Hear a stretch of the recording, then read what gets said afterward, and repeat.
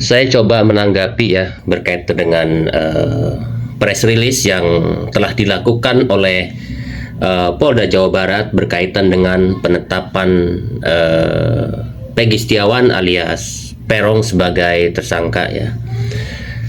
Yang perlu kita sikapi adalah bahwa sejak dari awal kasus Vina ini memang terkesan membingungkan alias carut marut ya, karena banyak terpidana dan salah satunya juga dia mengaku tidak tahu dan tidak pernah melakukan perbuatan itu ya.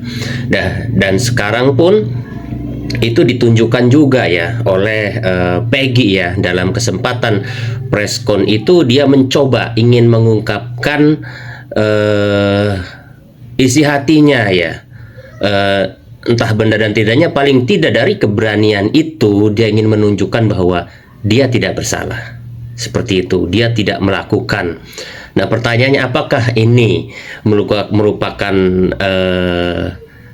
pelaku yang salah tangkap lagi atau seperti apa? Jadi yang paling penting bahwa yang perlu kita perhatikan adalah kita tetap harus menghormati institusi kepolisian ya. Kita harus tetap menghargai upaya-upaya yang telah dilakukan oleh pihak kepolisian ya. Walaupun banyak pertentangan ya yang selama ini kita lihat di media sosial ya, banyak suara-suara sumbang dari netizen ya berkaitan dengan penetapan ini, bahwa itu salah tangkap dan sebagainya ya. Itu persepsi masing-masing, silahkan saja menilai, tapi tetap dalam konteks ini kita harus menghargai institusi yang namanya kepolisian ya, dan menghargai apa yang telah dilakukan oleh penyidik terkait penetapan tersangka saudara Peggy ini ya. Nanti ya itu bisa diuji dalam pengadilan ya. Jadi bagaimanapun saat ini ya, khususnya netizen dan siapapun itu, kita juga kan tidak tahu ya kalau misalnya penyidik punya bukti-bukti lain yang tidak diungkap di publik atau seperti apa. Yang pasti kita hargai usaha kepolisian dan keyakinan kepolisian bahwa Peggy ini tersangka. Tapi kita juga harus menghargai tersangka ini ya, kalau memang ternyata kekeh ya, seperti dalam preskon itu dia berusaha ini mengungkapkan kalau dia tidak melakukan, dia dipitnah bahwa dia melakukan kebunuhan, itu juga harus diperdalam ya, oleh pihak kepolisian ya. Karena jujur saya pribadi melihat di media sosial bahwa tidak ada seorang saksi pun ya yang menunjukkan kalau dia melihat langsung terjadinya pembunuhan ini. Adapun yang dianggap saksi kunci saudara Ae pun itu patut dipertanyakan, bahkan patut diperiksa kembali ya, karena dia hanya mengakui melihat malam itu bahwa dia mau ke warung, ada beberapa motor dan dikejar, dilempari batu ya. Nah, apakah dia memang jelas melihat kejadian itu sampai terjadi pembunuhan? Kan tidak ya.